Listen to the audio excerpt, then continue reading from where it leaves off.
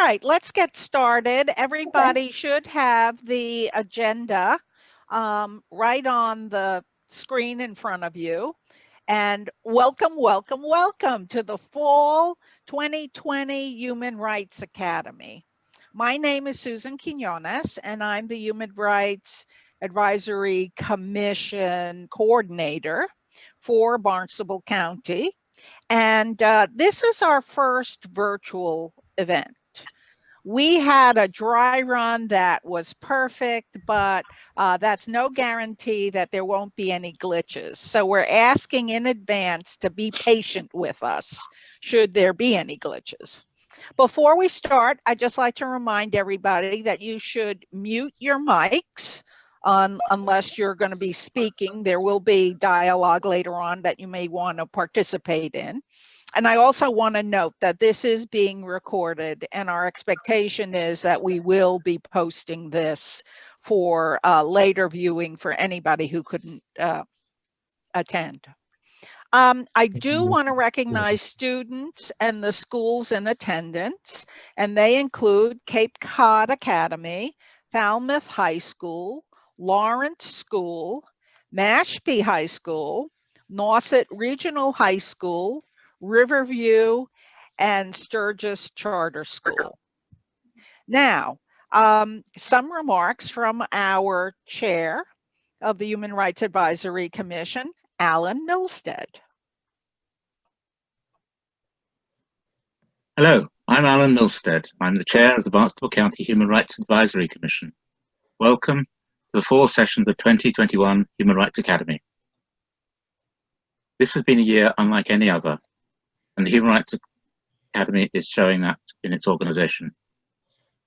The year started with many demonstrations following deaths of people like George Floyd and Breonna Taylor, and passions have been running very high.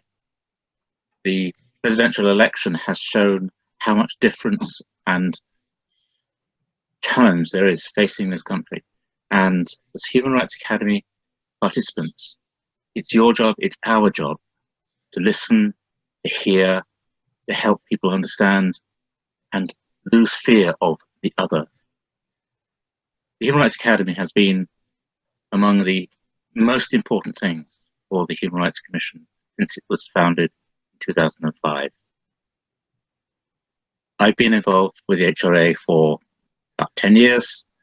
Some of your advisors have been committed to it even longer. We aim for you to learn about human rights, to develop skills, to create new partnerships and friendships, and find opportunities to share your passions, share your commitments, and to bring about real change. This year alone, members of the HRA have been involved in creating Voices of Cape Cod and in leading some of the demonstrations about all the issues I've mentioned. Black Lives Matter. You'll hear shortly about the 19th Amendment to the Constitution. That, together with the 1965 Civil Rights Voting Act, brought about the right to vote for more people in this country. As I said, we aim in the HRA to give you a whole lot of skills, build your enthusiasm, and give you a range of new things that you can take away. One of the things we have met in all sorts of places over the years, in the YMCA, at community centres, churches, at a range of schools. For the last few years in particular, we are very grateful to Cape Cod Academy. But this year, because of the pandemic, we are having to do things differently.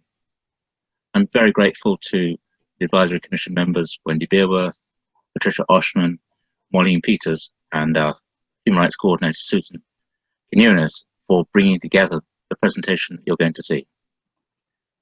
Whether you're watching live or on a future occasion, we hope that you will help to bring about a future that is your future and our future, so that together we can create, as the presidential candidates say, a more perfect union. I wish you well today, and whether you're listening now or in the future, I hope that this Human Rights Academy brings you towards the skills and competences that we seek. Thank you and good luck.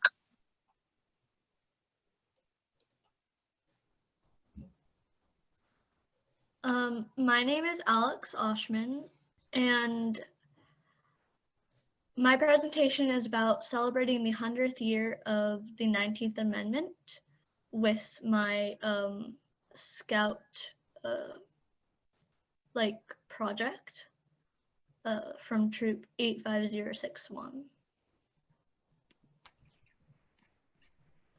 So the movement begins in 1848 with Elizabeth Cady Stanton and Lucretia Mott, who organized the first convention regarding women's rights in the United States, which was called the Seneca Falls Convention.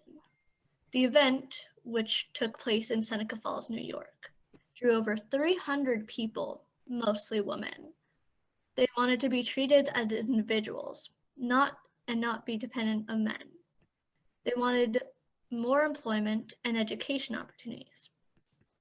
They wanted the option to run for office and speak in front of Congress and vote. On the second day of the convention, the attendees signed the Declaration of Sentiments and Grievances, which Stanton modeled after the Declaration of Independence, which only mentions men. She wrote that men and equal should be created equal, and that life, liberty, and the pursuit of happiness. And 100 people signed the declaration, which included 12 resolutions that supported women's rights. These resolutions included the right to vote and would be the guiding principles for the women's suffrage movement. This photo on the right side is a part of the declaration.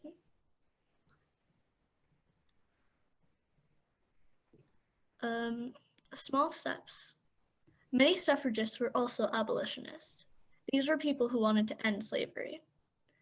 President Abraham Lincoln freed the slaves with the Emancipation Proclamation in 1862. And in 1869, the 15th Amendment gave Black men the right to vote. Although happy that slavery had been abolished and that African American men could vote, some suffragists were angry that women weren't included in the amendment. In response, Stanton and fellow suffragist Susan B. Anthony formed the National Women's Suffrage Association. And in the next year or so, the group, about 90 women, sent a letter to the U.S. Senate and the House of Representatives, urging that women should be included in the amendment and that they were able to speak in front of Congress and argue their points. Congress refused. And this photo in the top corner is actually Susan B. Anthony's blazer and shirt and skirt. And at the very bottom, I'm not sure if you can see, but those are her boots. And on the other side is her hat and her alligator purse. So with that, Lucy Stone and her husband, Henry Brown Blackwell, had a different idea about how to gain suffrage for women. They founded the American Women's Suffrage Association to support the 15th Amendment for Black men's vote, figuring that the amendment wouldn't pass if women were included. Instead of going to the federal government, like Anthony and Stanton did, the group traveled across the country asking each state's government to change the Constitution. The hope was that if enough states allowed women to vote in the local elections, the federal government would have to make changes as well. In 1890, the two groups merged to form the National American Women's Suffrage Association, and they would work together to win over the states.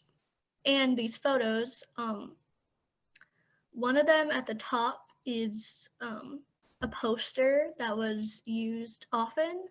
It's of a bird, and on the chest and tail it says "Votes for Women" on November 2nd, which would be the election day. And the bottom one is a children's toy of Susan B. Anthony. And across the toy is a sash that was worn very often by suffragists, and it says "Votes for Women."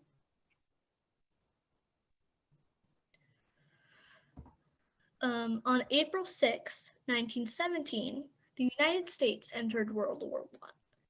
Many men went to Europe to fight, and many women volunteered there as nurses. Women also filled jobs in the States that had been previously held by men who were now overseas. Realizing how important women were, President at the time, Woodrow Wilson, changed his mind about the suffrage movement and started supporting women's right to vote. This photo on the side is commonly used by the suffragists as a white dress, white shoes, and the purple and gold sash colors that says also "Votes for Women." And on the table there, it's a hat that was very commonly used by all women of that time.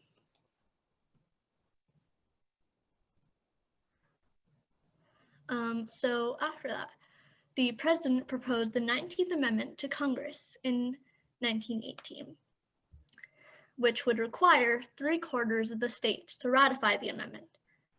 And at that time, there were 48 states. Thanks to the NAWSA's work over the years, many states such as New York, Illinois, Wisconsin, and Michigan had already adopted women's suffrage and were early to ratify the amendment. In 1920, Tennessee became the 36th state and the final state needed to support the cause. The 19th Amendment was officially ratified, and the women in the United States finally had the right to vote. And this photo, I thought it was quite interesting because it is a photo of Uncle Sam in the typical suffragist gear with like the petticoat and the hat and the skirt and the heels in the American color flags.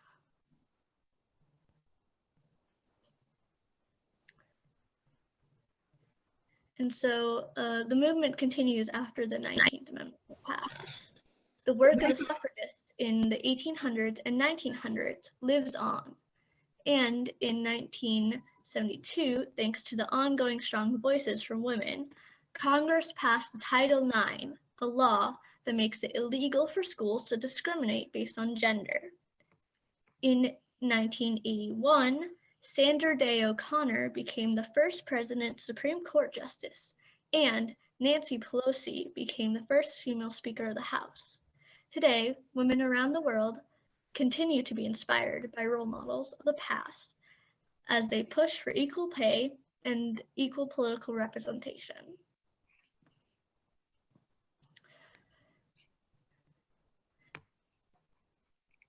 Now, the League of Women Voters.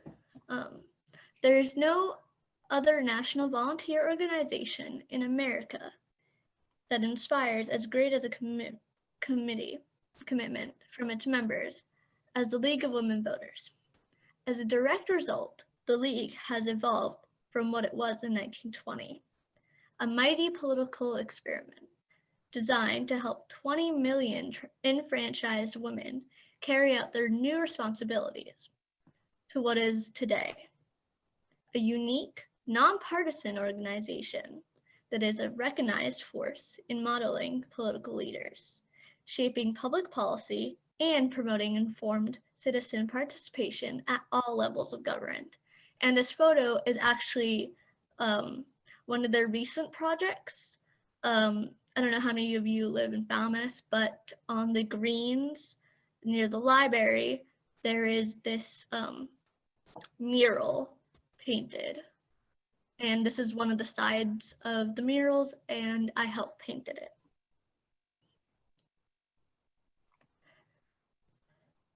Now, these were some quotes that I found really inspiring that went along with the suffrage movement. So, the vote is precious. It is almost sacred. It is the most powerful nonviolent tool we have in a democratic society, by John Lewis. and fight for the things you care about, RBG.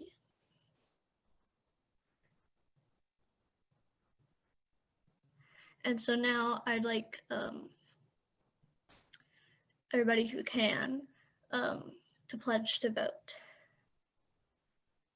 So please go to the comments or chat or whatever and type "I pledge to vote."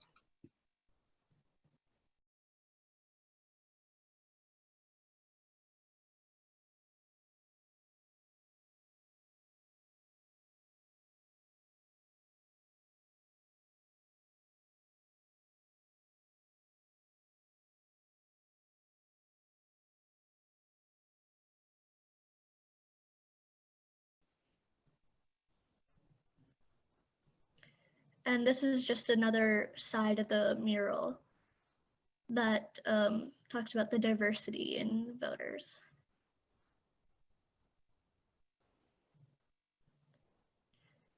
And these are where I got my citations. And at the very bottom is my Facebook page where I have more information on the mural and other things that I do. So thank you. Nice job. Hi, hello. Thank you, Alex. Thank you, Alan. Alex also is a student at Sturgis East and a part of the student body of the Town of Falmouth Affirmative Action Diversity Committee. Sorry, my voice is a little bit harsh today. It's a great joy. I've been helping organize this event, and that day is for you. That's the most important day for me, because I got to join you to share ideas. And one of them, it's really learn how to be patient, how to be tolerant, like wants to be aware of your surroundings. Relationship matters. Right and wrong matters. We know deep inside what is right, what is wrong. Jump in action if you see something, if you heard something, and also try to understand that we all have different backgrounds. We come from different experiences. So what's something, it might not be a big deal for you, it might be a big deal for me, or vice versa. So I want to introduce you to two videos that really touched my heart. And after that, we're going to have a brief discussion.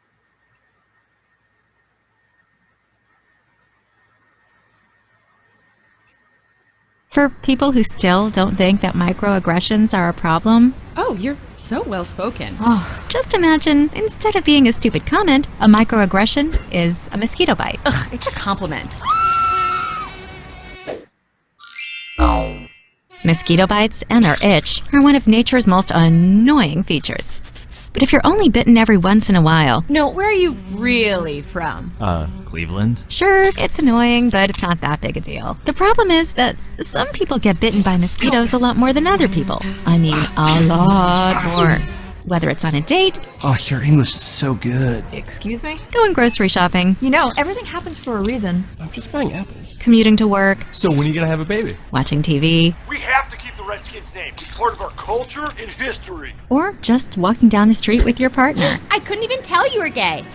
Mosquitoes seem to pop up everywhere. Do you know John? Give me shopping advice. I love Cher too. And getting bit by mosquitoes every goddamn day, Can I touch your hair? multiple times a day, So pretty. Can I touch it, please? Can I please? is fucking annoying. And makes you want to go ballistic on those mosquitoes, which seems like a huge overreaction to people who only get bit every once in a while. It's just a mosquito bite. Who cares? Just another angry black woman. Of course, beyond just being annoying, some mosquitoes carry truly threatening diseases that can mess up your life for years. Astrophysics? Maybe you should try this challenging major. Ow! My dreams. And other mosquitoes carry strains that can even kill you. He looked like he was up to trouble, okay? I felt threatened. So next time you think someone's overreacting, just remember, some people experience mosquito bites all the time. You're all so exotic. Wow. And by mosquito bites, we mean microaggressions. Ew! Get off of me! Sophie, go to little girls room for a minute, okay?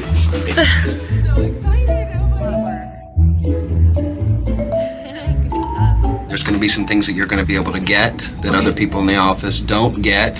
One of them, gym membership. You want me to lose weight? I don't want you to.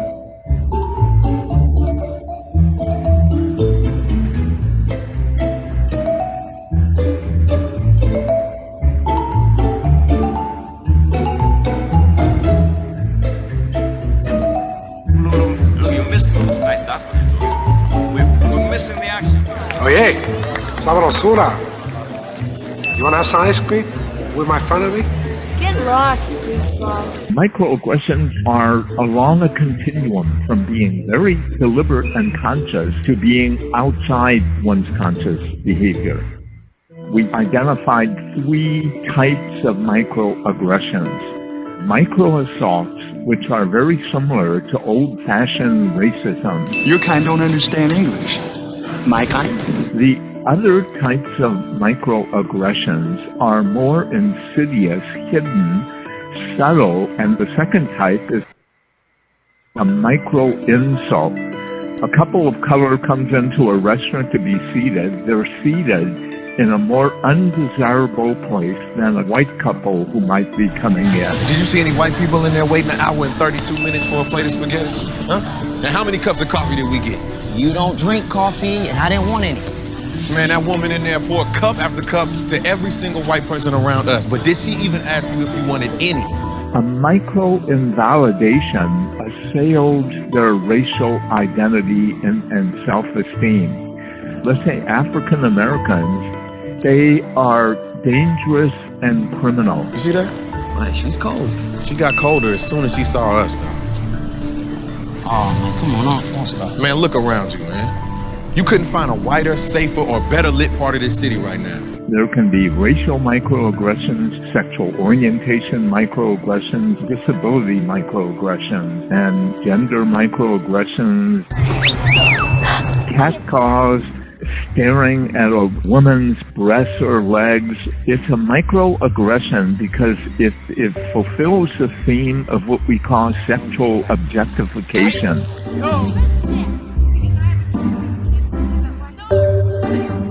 I love the fact that you're a grandmother. Oh, God! You are! You're a hot grandma! Oh, my God! Environmental microaggressions are a hostile and invalidating climate.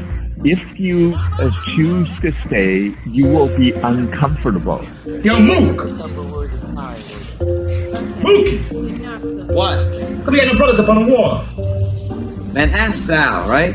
Hey, Sal, how come we got no brothers up on the wall here? You want brothers on the wall? Get your own place. You can do what you want to do. Yeah, I'm gonna talk about it. I'm making trouble.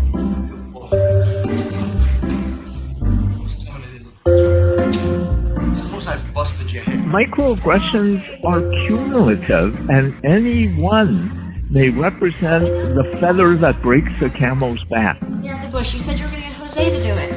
He here, garden, why you don't tell him? Lucy, you know I don't speak Mexican. I'm not a Mexican. How unpopular Vietnam was. I'm not Vietnamese, I'm American. You think I'm gay? Aren't you? What's the matter with you? Do I look gay to you? Do I look gay to you? You're a good-looking man. Thank you. Very pretty. Real soft, delicate features. They're real feminine, you know, which is good for me because that would be a simple sort of transition, you know what I'm saying?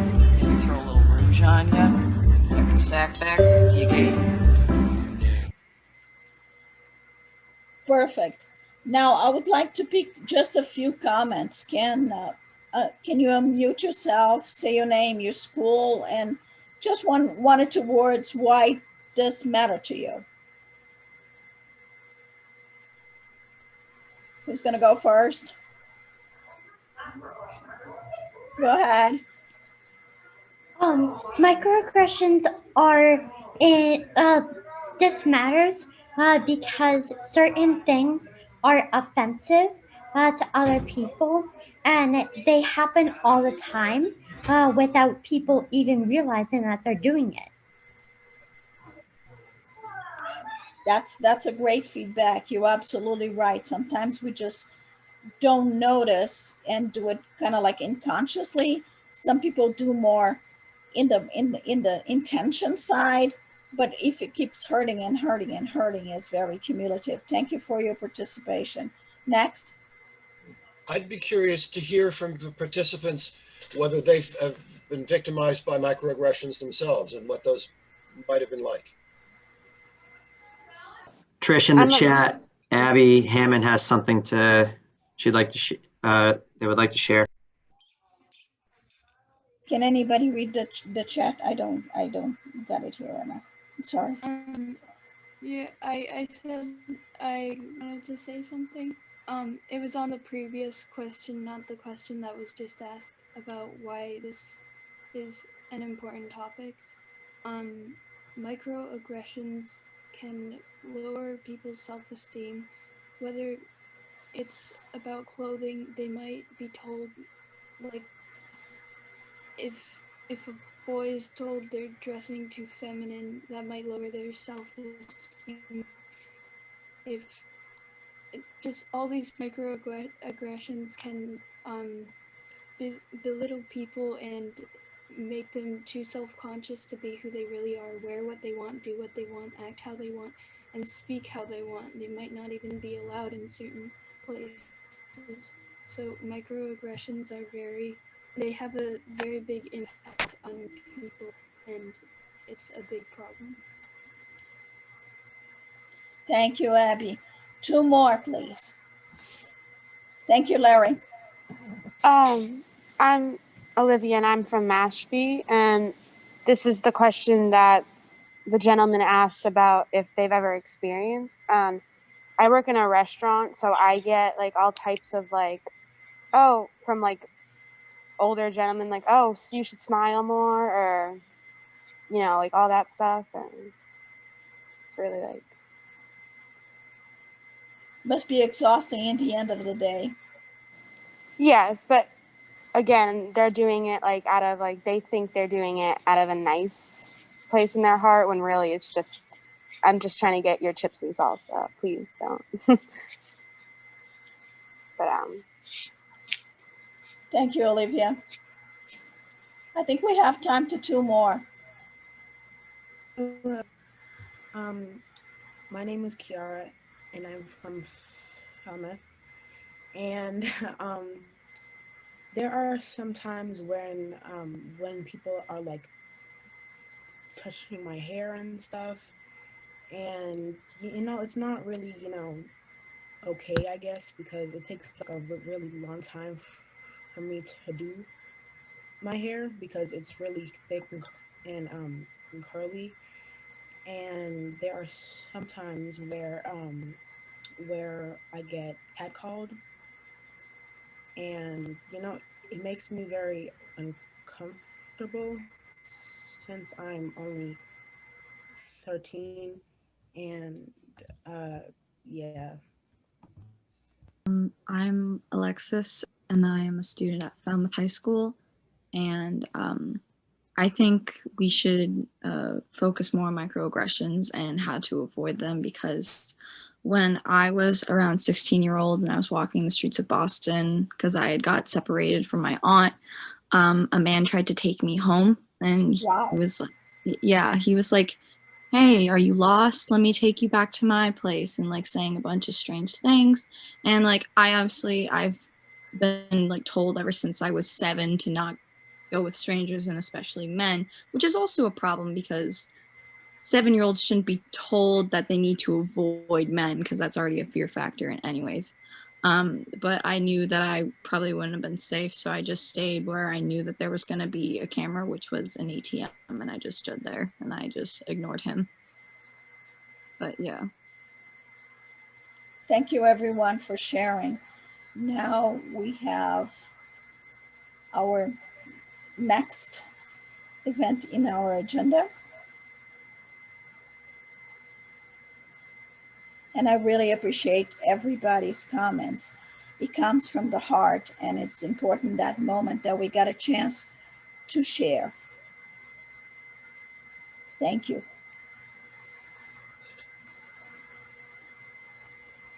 Turn, Morgan. It's great honor to have you and Zig. Okay. Afternoon, everybody. How you doing? Hello.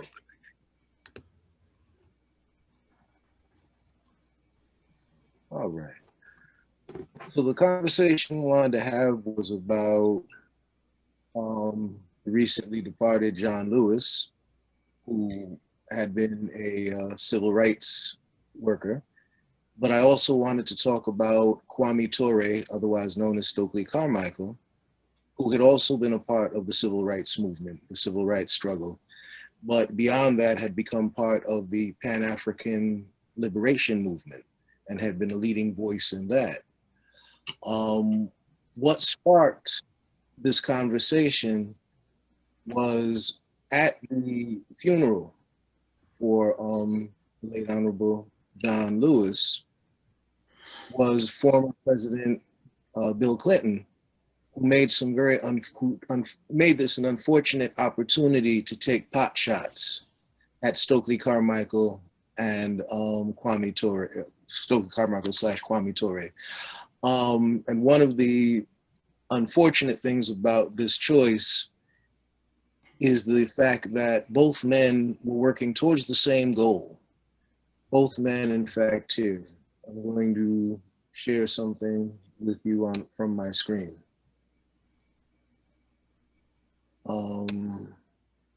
Bear with me one moment.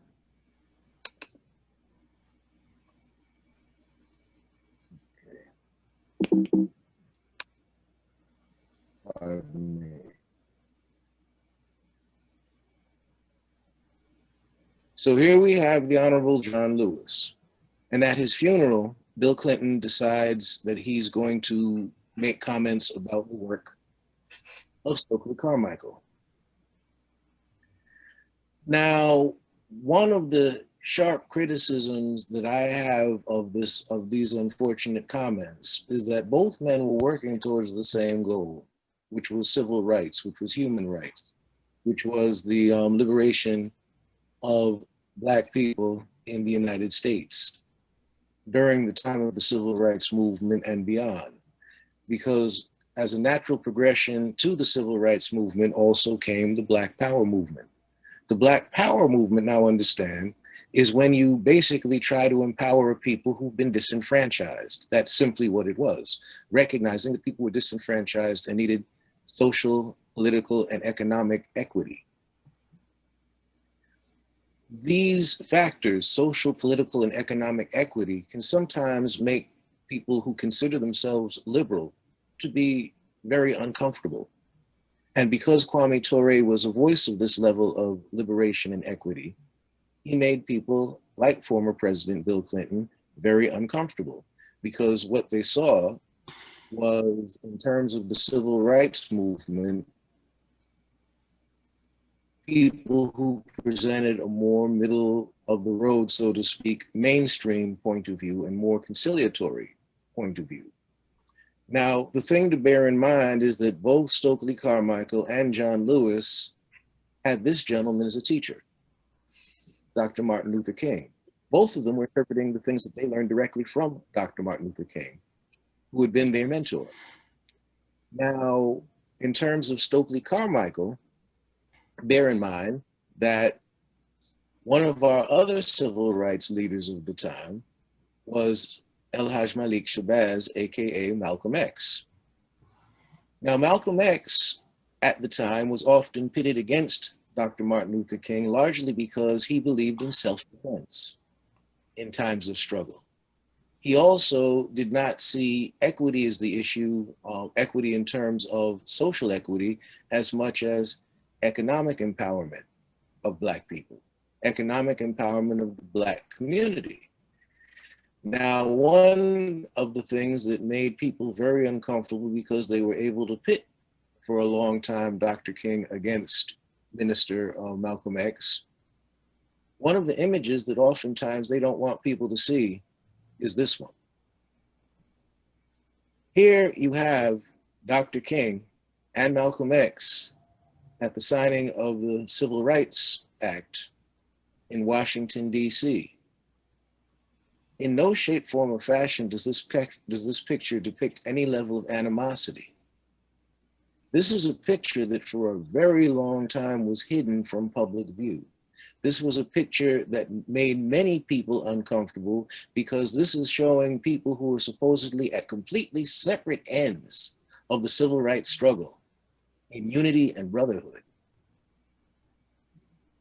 This type of image of people who have the same goal, but have two different methods towards the same goal, This is what the powers that be want to divide. This is the division that they wanted in the 1960s. And this is the division that they want to present between these two gentlemen who had the same goal. Zig, what would you like to say?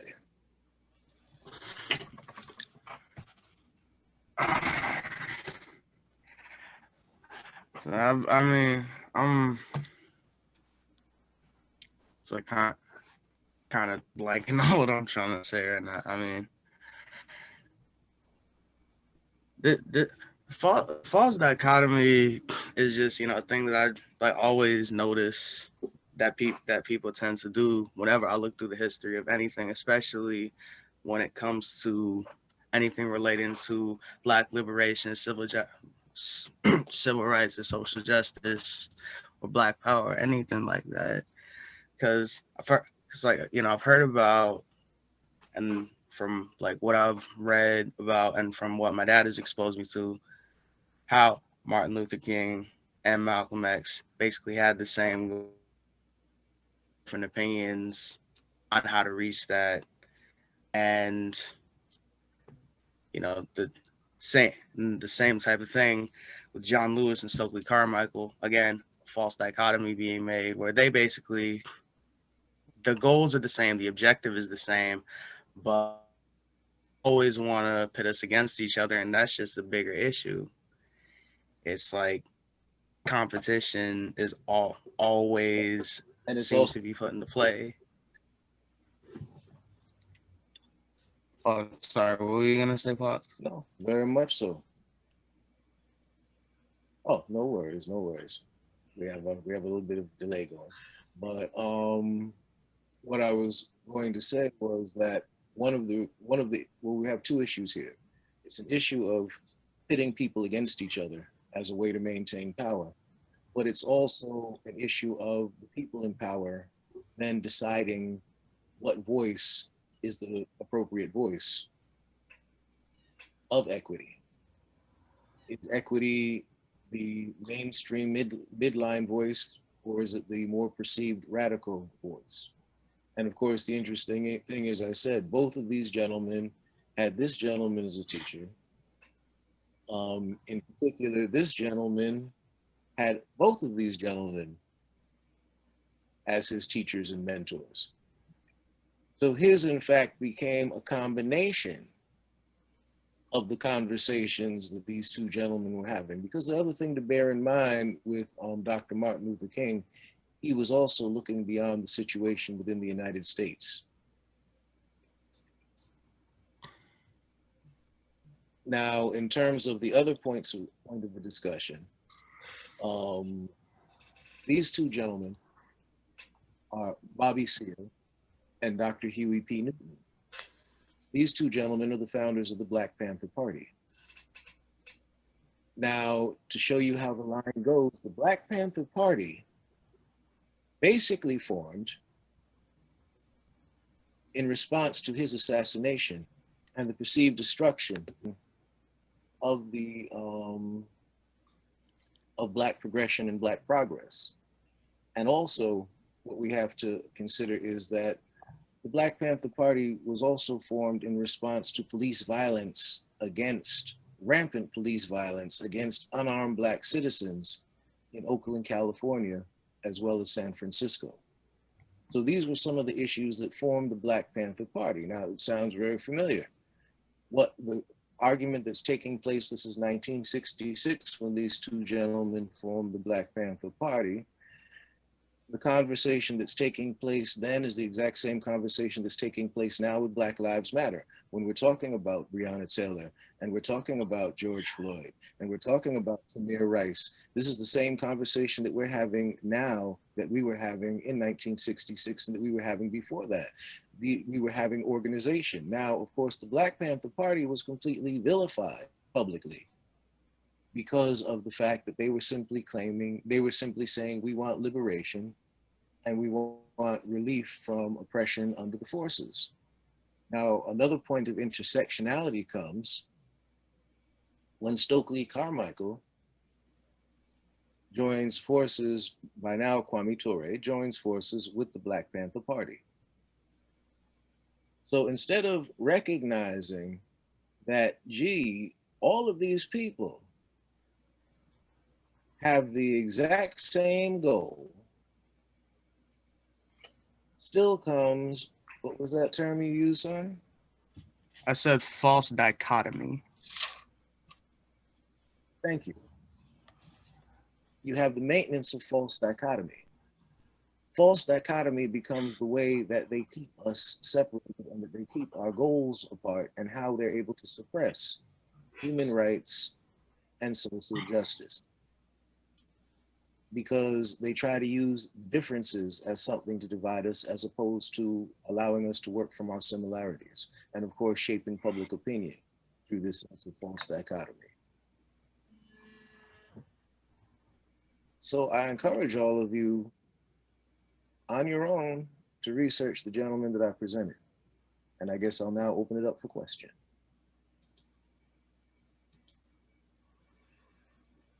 I'm sorry, Zig, do you have anything to add? Nothing off the top of my head, no. How could we address it in school?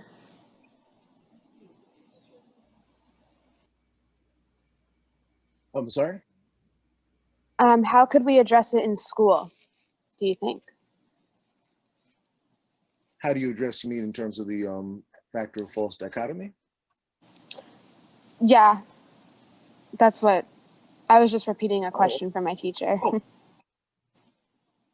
Oh, okay. How it can be addressed in school? Very much, I would say, around dialogue would be number one way. Communication, discussion, especially discussion sometimes between what can be perceived opposing parties. Sometimes that discussion is where you can find a common ground.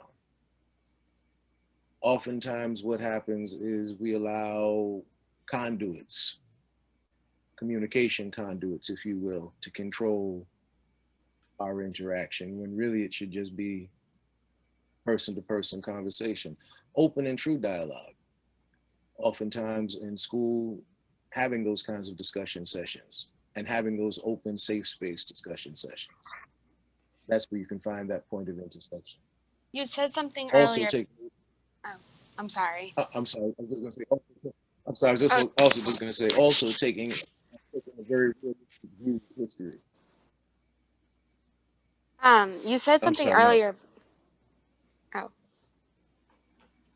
You said something earlier before that I really liked. You said like that there was a lot of silencing too, like that picture never got shown a lot, I guess. And it just made me think of like, because it's a recurring pattern. Like I know you're a musician and so is Morgan, and that's what I automatically think of is the hip hop genre and how amazing it is at telling that story. But then back in the 90s, it was always like a lot of people in power villainized hip hop and villainized what the Black artists were talking about. And it's really interesting to see the recurring pattern throughout all types of situations, whether it be music or like history and actual like movies, everything.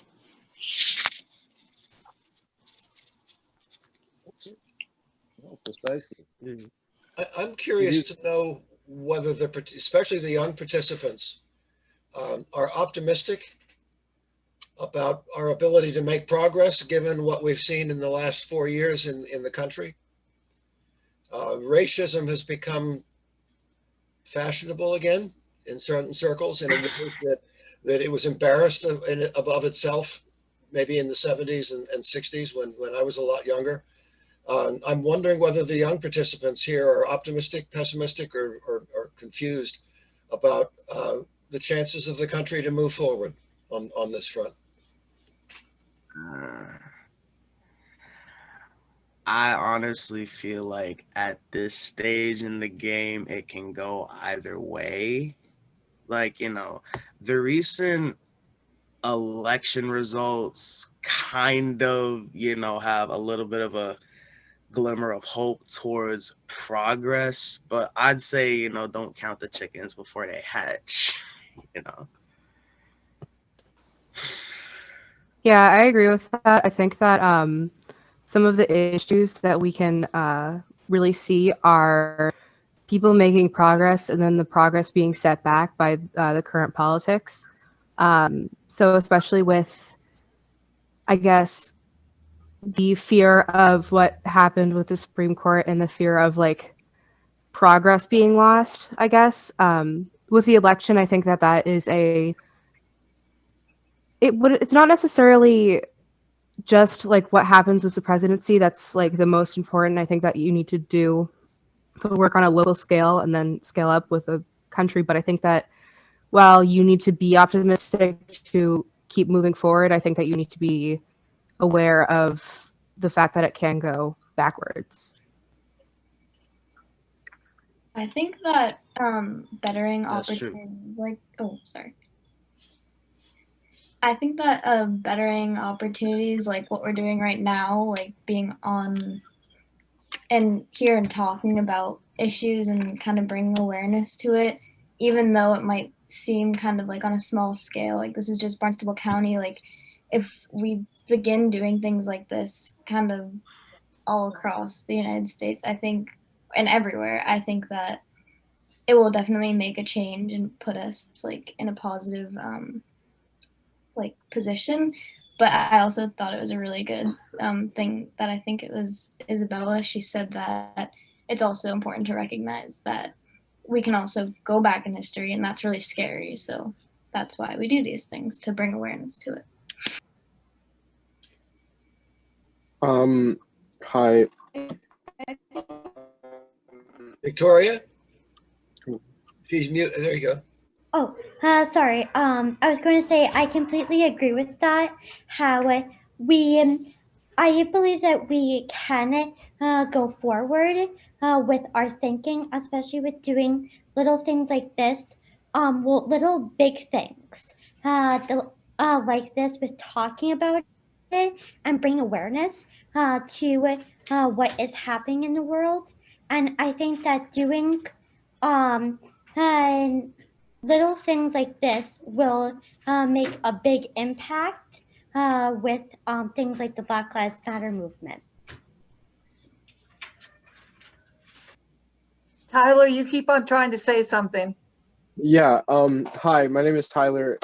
I feel like one of the biggest things that is trying to be just like that the government doesn't want is unity with the people. Like unity is a superpower that we all can achieve. And with this like dividing just everything going on in the media, everything that we watch, everything that we consume, everything that we talk about with each other, it's dividing. And it creates like a mirror between us, and we're just like looking at each other spewing hate, and it doesn't really work. It just keeps this problem going and going and going and going. And I feel like the only way to really go about this problem is to look inside and just to see how you look at everybody, like even just everybody, even the people that you hate or supposedly hate. You should find a way to connect with that person because they're a human as well, so we can get through this problem together rather than hating other people, because hate doesn't solve anything, it just divides. It's looking on the inside and seeing. I like what you said that. Yeah. Abby? Well, this is sort of like what Tyler said about dividing. I'm mixed between being optimistic and pessimistic because I feel that there is a way to reach unity, but or that unification, but I also think that our society might split because there are so many people who everyone thinks a different way about certain things, and I feel that especially on the topic of human rights, there's going to be a split between everyone. A lot of people are going to be fighting for their rights, and the other half are going to be trying to suppress it. And the the division of our nation is really like something to be cautious and concerned and fear about. And so I think there's a way to get better. I think we are getting better when it comes to this, but as we speak up, the people who are against us are going to try to put us down and get rid of us. So I feel that we are going is some excellent others. What did I say? Oh, I would think I said something about microaggressions in the chat. Did you want to share that? Yeah, so hold on. I said it's really important to talk about microaggressions because it's important to be aware of what they are and aware like of how they play a role in our lives and who says them to us. And when we say them to people, I think a lot of people try to deny being like racist or like deny trying to be like that they're not always correct. And I think the only way to change is to like look at yourself and be like, okay, I need to stop this, and then I need to figure out a way to change this, right? I think that's so important because so much of this is it's an unintended bias that we're really not even aware of. We need to take the time to look into ourselves and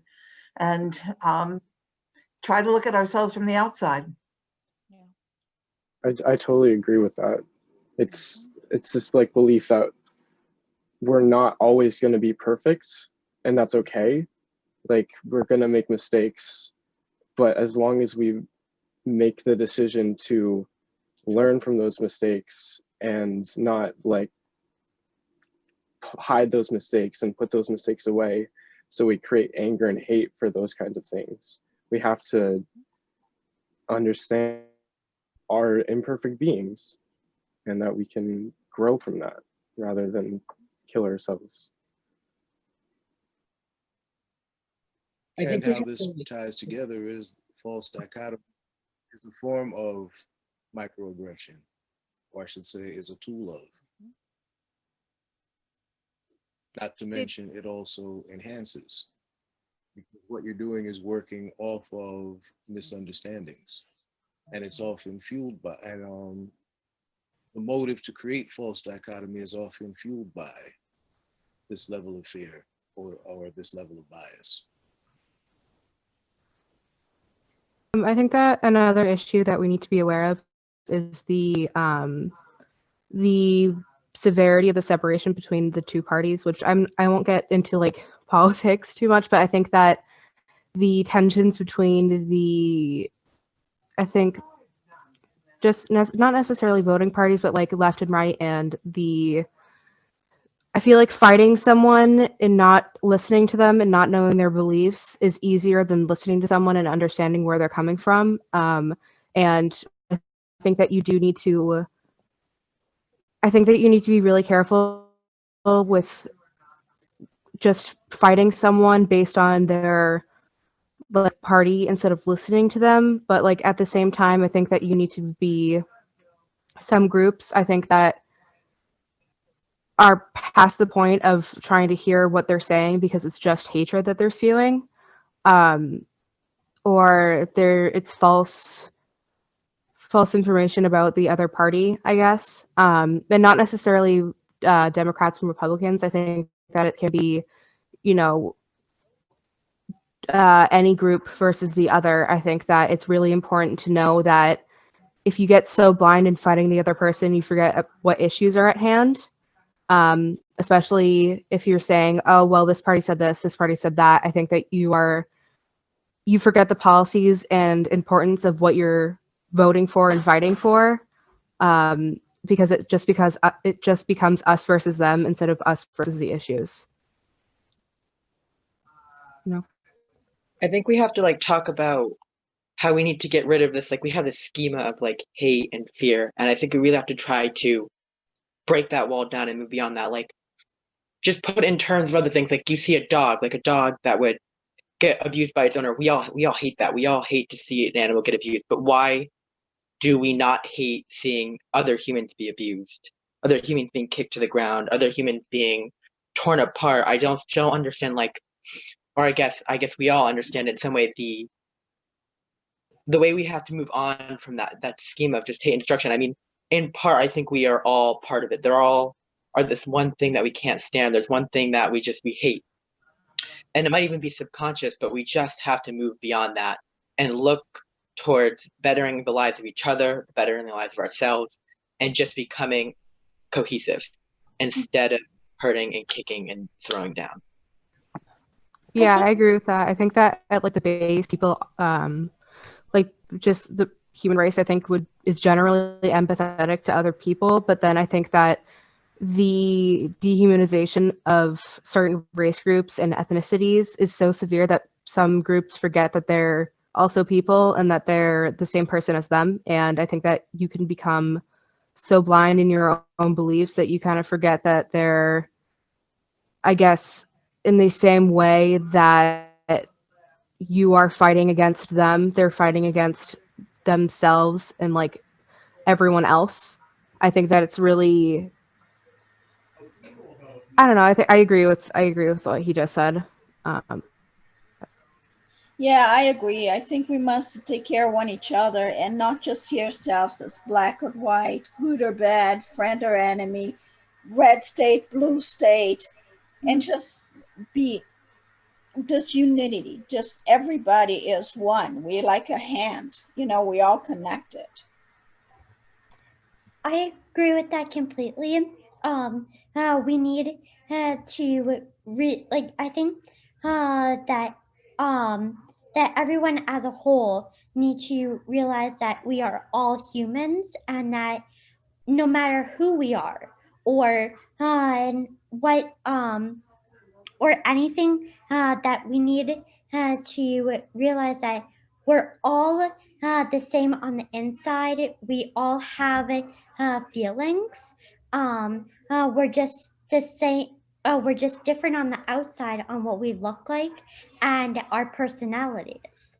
And that shouldn't have a factor on how we should be treated as a human, as an equal human in this world. I'd be interested to know how you all are handling social media and how you feel social media affects this. Is it exacerbating it? Have you learned to disregard it? How do you handle it? Can I put my thoughts in on this? Okay, so I'm really passionate about like how social media affects social injustice and everything.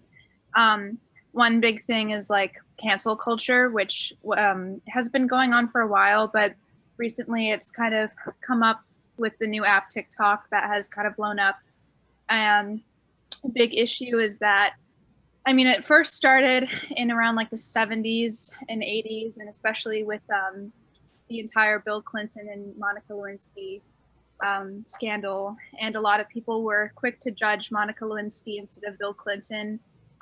There was a lot of just like, it was a double-edged sword, you know. It was they were not giving the same treatment to Bill Clinton as they were to Monica Lewinsky, and people were sending her death threats, calling her unspeakable names, and it was just disgusting. And now it's evolved into something like cyberbullying, which I usually don't like to throw the term around bullying, but it has become that. It's really saddening to see this, where influencers online, something that they've said in the past, like when they were ignorant and young, has been exposed, whether it be through a tweet or a post or maybe a video, or maybe they've said a racial slur, or maybe they were young and they didn't understand the meaning of something. And people are quick to cancel them rather than the people that are currently making those mistakes. And so they're basically deplatforming these people, sending them death threats, doxing them, which is when you reveal the IP address of somebody. So then people can go to their house and protest outside of their house. And it's really scary. Some people have gone into really dark holes because of it, because of the impact that has. And it's just really frustrating to see how, especially our generation, I know a lot of people on here will relate to this, is that we just see a lot of kids our age, like 16, 17, 18-year-olds, are just attacking these influencers for a past mistake that either they've already apologized about or they didn't understand the meaning of something at the time, instead of holding celebrities accountable for something that they've may have done recently or are continuing to do. And we're just focusing our attention on the wrong issues with the wrong people. So we're focusing more on the past than the present and the future, which is a really big problem. And also the entire thing is that, like, you know, with money comes power. And so people can use that money to silence others really easily. If you have like rape allegations against somebody who is in power, especially political power, they can easily silence you because they have the money, they have the connections, and that's just so scary. And we aren't focusing our attention on deplatforming them and bringing them to the media's attention, rather than people that just have said things in the past that are not okay, but they've already apologized for. So I agree with that so much. Like, yeah. And I also feel like with these ideas that we have to hate these people, it's a projection of our own problems. I feel like it's easier for us to go out and hate and find these people who have done things in the past that have no idea, like it doesn't even matter right now. And it's just easy to get rid of all this like hate that you have for anything and just spew out there and affect other people that you have no clue.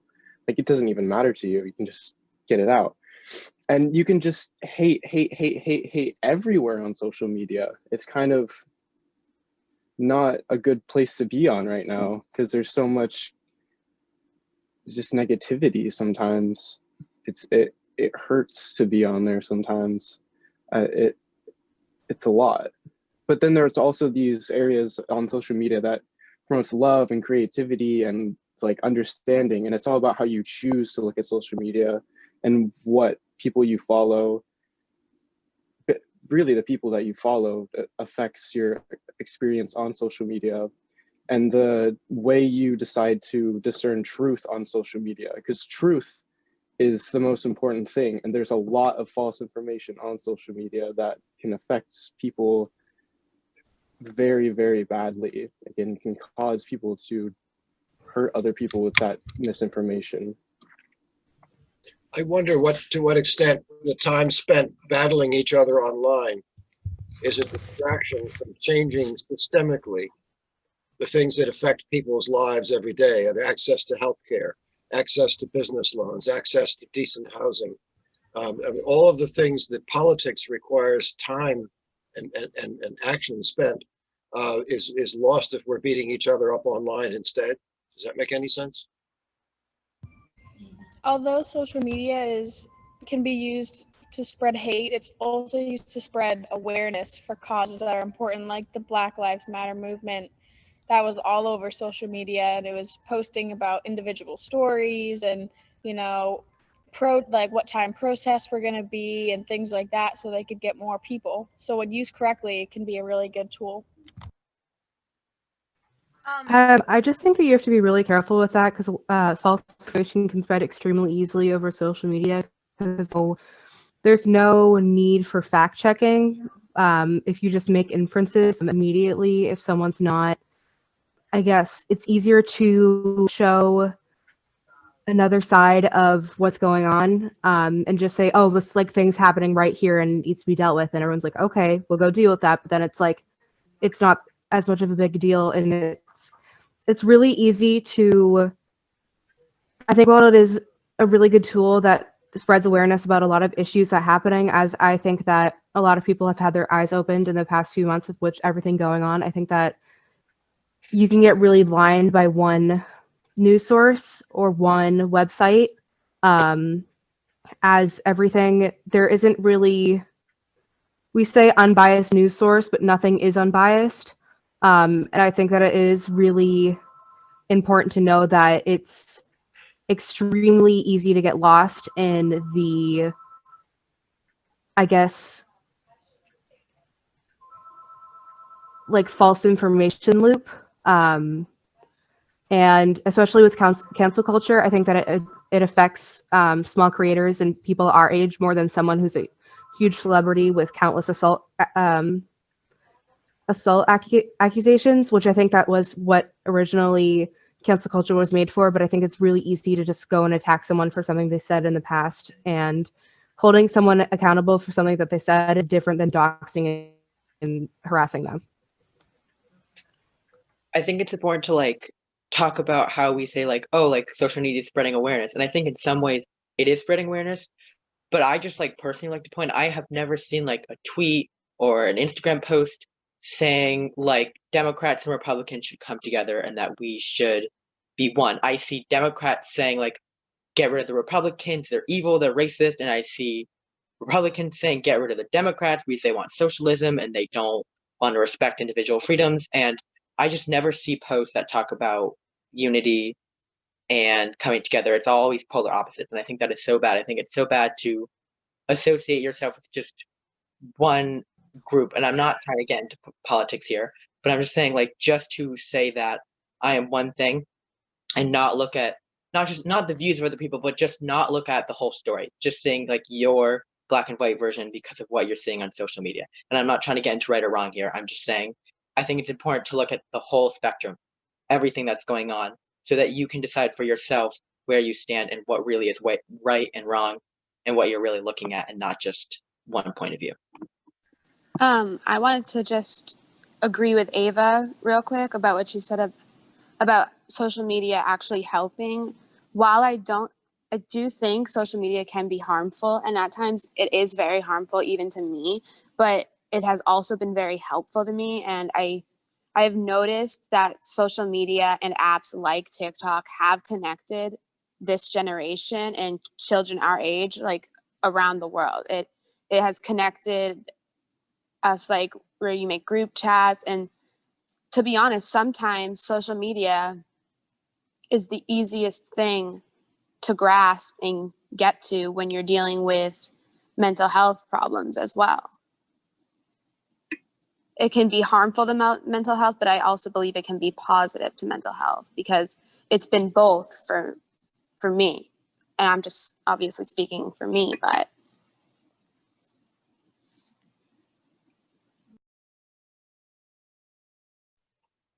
Jean Morrison put a question in the chat that I'd like to add to address. She asks all of the students, she says, aggressions are not always unconscious, and many of us recognize injustice, unfair and unequal treatment.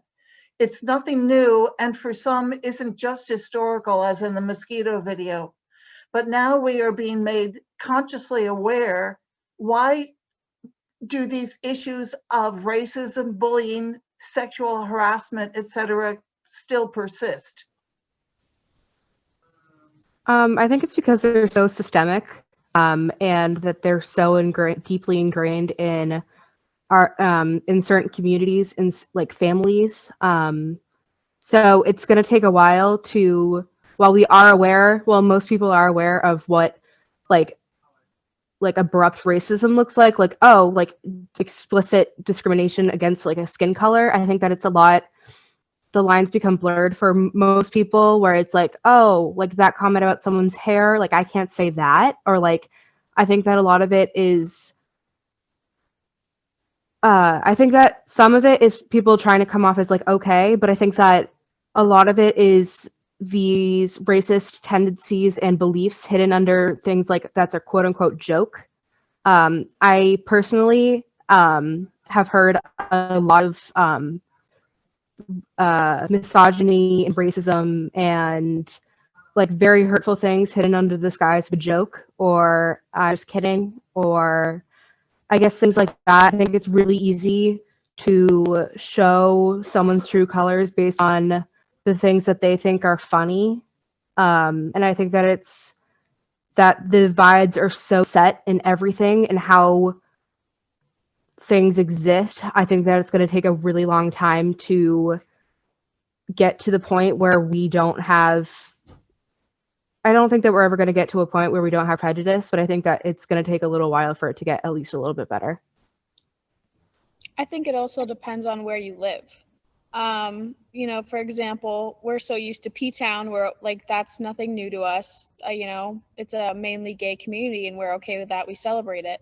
But I had a friend come up from South Carolina who brought another friend and we went up there and he was shocked that there was a town that people could live openly gay. He was like, what is this? This is weird to me. This is foreign. And to us, it's normal. So I guess it can also depend on where you live and how behind they are. I just want to throw in the idea that from Ibram Kendi in his book on anti-racism, and he basically says you are a racist if you're not actively working against racism. And so I'm just saying I got a lot of racist friends and I'm racist too, but just because I'm white and have a lot of white privilege throughout my life, but I'm also an anti-racist because I work in 4 different platforms to combat racism and have for many years. However, I still do microaggressions. I still slip up and use a collective term like they or them. And I'm not talking about somebody's gender identification. I'm just saying, you know, I group people and whatever, whether it's race or international, you know, country they come from or whatever. And I'm 70 years old, y'all, and I've been working at it a long time and I'm still working on it. So you got a long road to hoe, but I don't know if I started it that early as you all. And I'm real proud of you and your awareness, your sensitivity.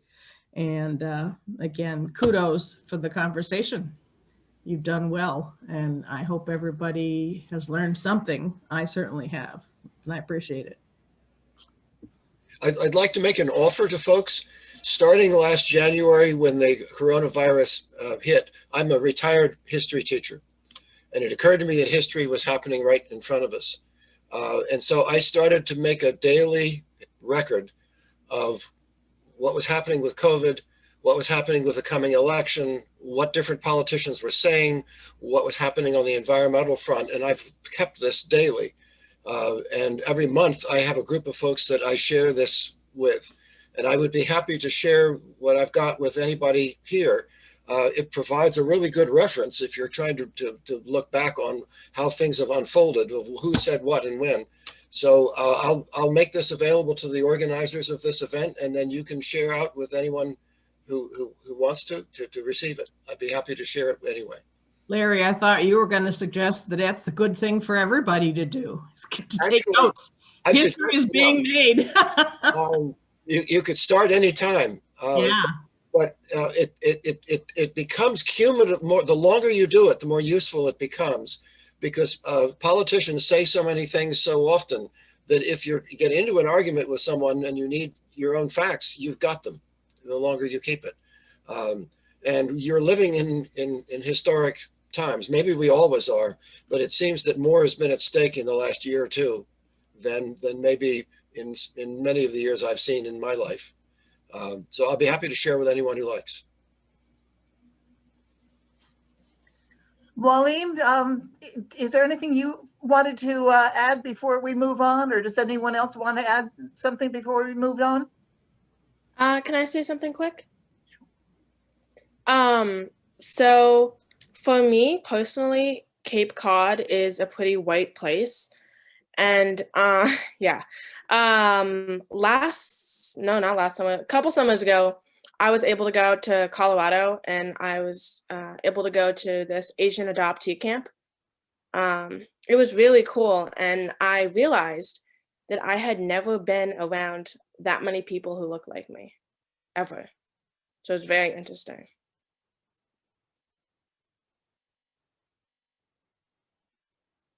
I just wanted to add on onto the fact of people saying like of making racist jokes or saying like, oh, I have a black friend, like this is like not affecting me. I think that there are different levels to, I guess, racism and discrimination, and I think that it comes from either like it goes from saying like politics doesn't affect me, or like you're minimizing people of color's experience or talking over them, and it goes all the way up to like violence. And I think that it's really when you confront someone over saying a racist joke or saying like I've done this before, and especially with family members, I say, hey, can you not make those jokes? They make me uncomfortable. And I think that both of us we are the same race, and I don't think you should be making that joke around about another race. They say, I'm not racist, I'm just kidding. Or they say, it's not actually being racist, I'm not serious about it. Like, I think that it's so deeply, racism is so deeply ingrained in some people that they can't recognize their own prejudice. And they think that because I'm not actively going against a person of color, or I'm not actively in a hate group, that you can't be racist. And I think that everyone forgets that everyone has racist, like, not tendencies, but I think that everyone has some sort of prejudice against another group, unconscious or not.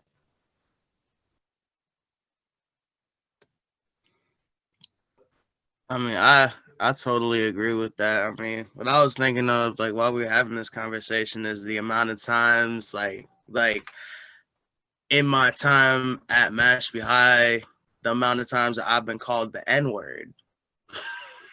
Like, you know, what? Yeah, I've been called the N-word a bunch of times, like a couple of times, like, you know, with the hard R actually. And, you know, the person turns around and says that they have a pass, an N-word pass. You know, that's you know, that's the thing that I thought I should mention actually.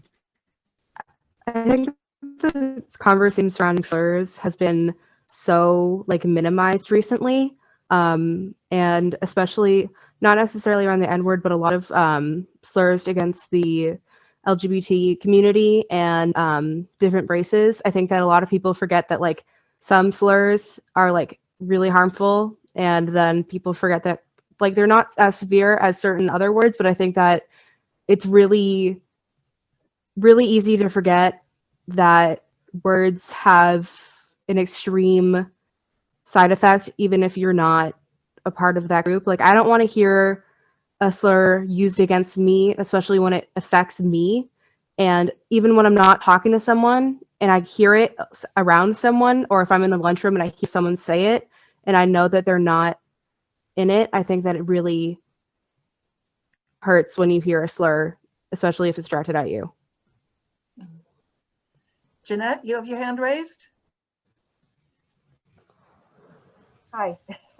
I'm the chairman of the Mashpee Inclusion and Diversity Committee, and I have been asked by the committee to write something for the paper, which I'm working on now, in response to a very nasty racist graffiti act where wonderful land here was defaced with swastikas and KKK and various nasty comments.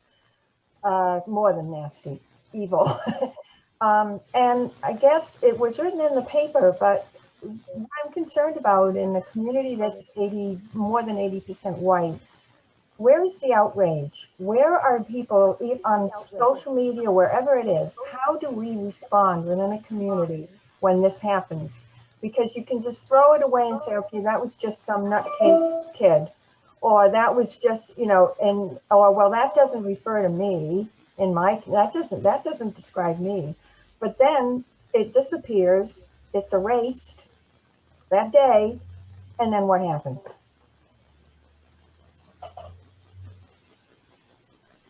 I would just like to add that that's one of the things that there's a Falmouth No Place for Hate group and there's a Barnstable No Place for Hate group. We are seeking to respond in many levels. And then also the Human Rights Commission discusses a number of these things. And we have called and followed up on some of the hate graffiti that's come around in the last year or so to either a superintendent or a school principal and to say, what are you going to do about it? And tried to push them to be explicit in responding rather than just letting it slide. But it's important that we respond and that our outrage is heard, and we are doing our best. But we could always use your help in communication advice in terms of platforms. But that's my point. You know, we all are involved in that. Yes, we find that offensive. But what about you as a student in a school? If you heard about that, how do you react to it yourself? What can you as an individual do? Because everybody, there's always a group that cares about this. But what about the typical regular citizen? What are we going to say to them? What do you want them? How do you want them to respond? Individuals that are not necessarily involved on a day-to-day basis with a group like this. See my point? What's the individual person? You know, I'm wondering, should it be, you know, should all of these groups come out and make statements like the Chamber of Commerce or the, you know, I mean, just throw these out, you know, like the, you know, where's the reaction to it? That's what I'm asking. Do students, do you see a way that they could react to that and not just put that aside? This is really hurtful. It's a challenge. I'm with you, and I would just say you all are going to get a little toolkit here after this workshop, and that will include some references to some of the various groups like Cape Cod Voices and the Barnstable Allies group, which is coming out of Barnstable High School originally on the work of Chrissy Williams. They're coming to a realization, and also we who are in the No Place for Hate group, that we need a coalition.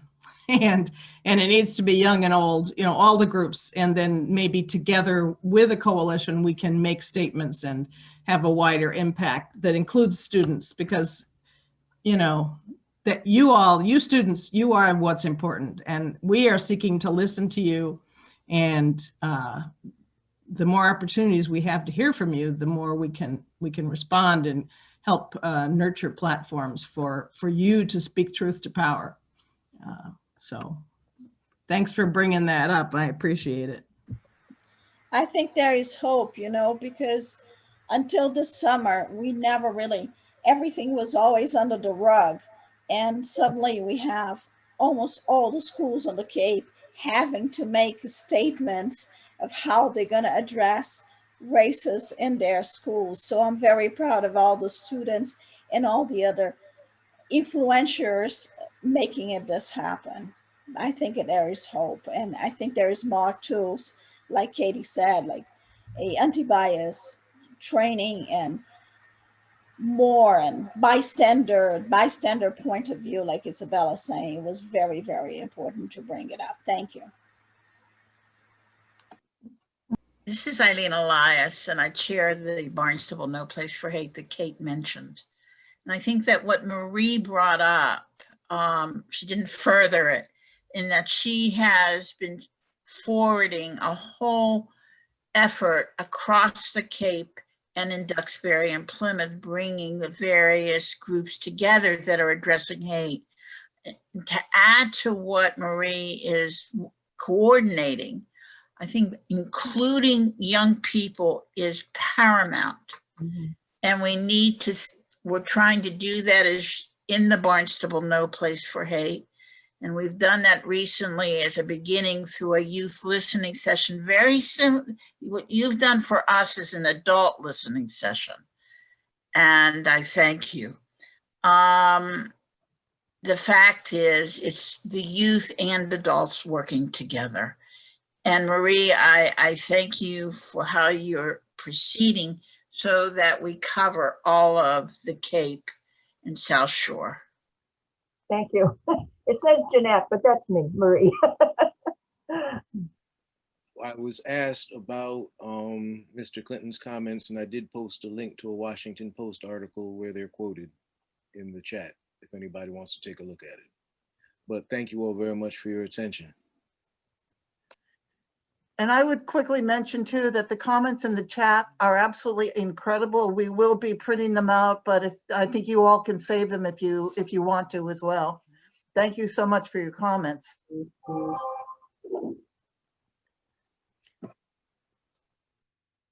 All right, I'm going to thank everybody, especially Waleem, for this great discussion. I think the discussion was very rich, and obviously it should continue.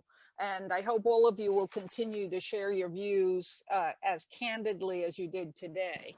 I also want to thank Larry Brown for offering to share some of his resources. I think it's wonderful that we have somebody in our midst that's just analyzing this almost on a day-to-day basis.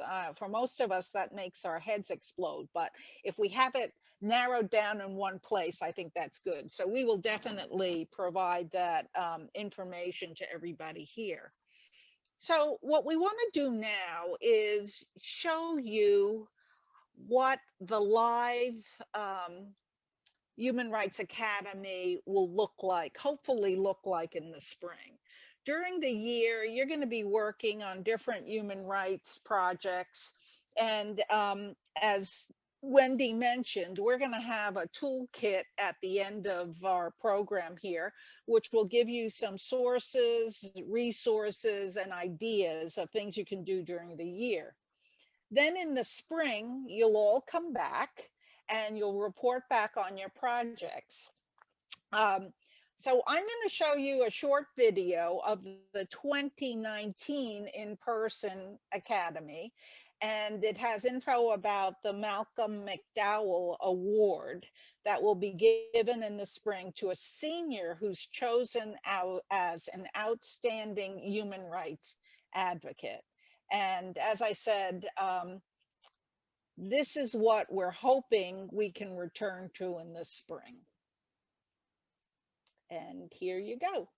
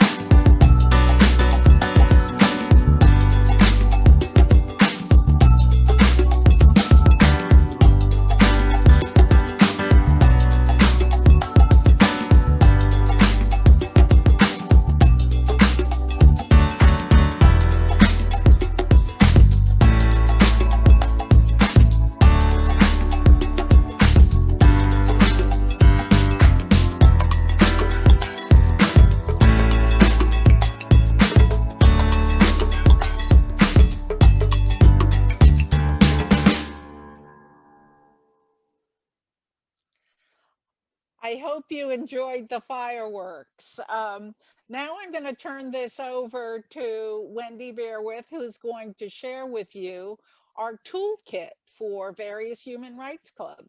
So Wendy, take it away. Thanks. I just wanted to mention real quickly, can anybody guess who wrote the music for that video? Marlene? What do you think? I suspected. There we go. Well, I'm Wendy, and we felt that this year, in order to help facilitate your human rights endeavors, that we would put together some resources for you. One of the interactive programs that we recommend is iHolaback. They have a free online training on a number of different subjects, and they work with schools throughout the country, actually through several other countries as well.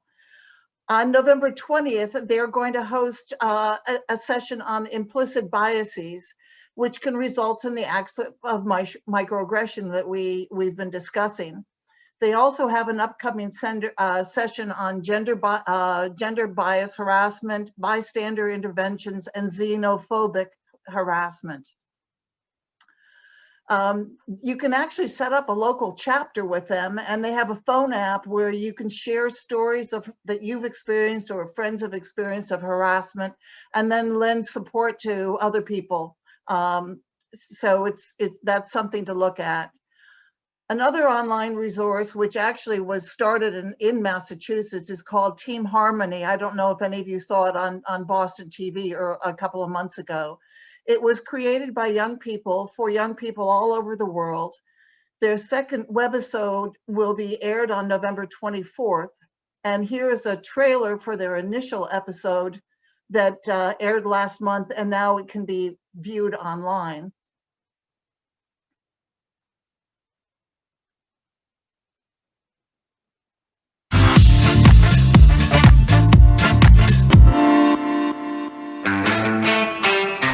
Hi, I'm Ellie from Beverly, Massachusetts in the United States, and I want to introduce you to some of my Global Youth Reporter friends. I'm Esma Naseri, reporting from Marrakesh, Morocco. Accra, Ghana. Buenos Aires, Argentina. Kanpur, UP, India. And this is Team Harmony. We have nearly 100 reporters from 35 countries, bringing us stories of racial and social justice from around the globe for our web series, Hate, What Are You Going to Do? So join us on October 20th and log on to teamharmonyfoundation.org to learn more. If you care about racial and social justice and are looking to get into some good trouble, you'll join us online for the world premiere of Hate, What Are You Going to Do? To receive program notifications, just go to the Team Harmony homepage and click on the orange box. I found it really quite amazing to see how the George Floyd incident and Black Lives Matter translated into biases in other societies all over the world. It's very inspirational, and I would highly recommend that. Then locally, some of these we've already talked about, but there are a lot of organizations right here on Cape Cod. No Place for Hate has chapters in both Falmouth and Barnstable, and the Barnstable chapter recently held a youth listening session that was mentioned before on the impacts of racism on Cape Cod. Other examples are Cape Cod Voices, which just completed a survey to give students of color here on the Cape a platform to be heard. And Nauset's Interfaith Youth Group works with kids who are at risk of becoming homeless or are experiencing exclusion from the community. Those are just a few of the resources that are going to be in the Human Rights Academy toolkit that we're going to distribute to all of the schools. By the way, we're going to finish this over the next week, and if any of you have an organization that you're involved in that you think is worth mentioning, please let us know. We'd love to add it to the list. We understand how stressful remote learning is for the students and the staff, and we're just hoping that the toolkit will facilitate your various human rights projects throughout the world. We look forward to hearing about your projects, and now I turn this back to Susan. Well, I hope that all of you found this very inspiring. It was meant to sort of light a fire under all of you, and I think that fire is already blazing in most of you. We're eagerly looking forward to hearing about your projects in the spring, and as I've said before, hopefully in person. However, in order for it to be in person, I have to remind you, all of you, and urge you to wear your masks, wash your hands, and practice social distancing. So thank you for your participation, and I look forward to seeing you all in the spring. Thank you so much.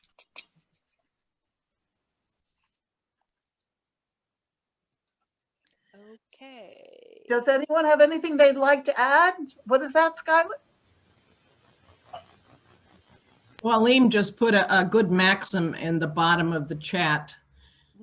It's important to understand the last straw only breaks the camel's back if you ignore the million underneath it. George Floyd was that last straw. So be it. I'm just saying thank you. Thank you for this. Yeah. Thank you for organizing this thing. It's a lot of work.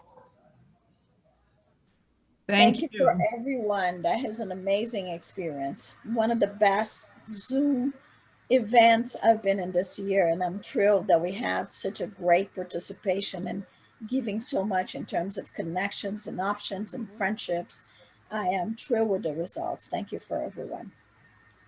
See you in the spring. Yeah, thank you all. Thank you. Seniors, don't forget to apply. Come on, it's a good opportunity.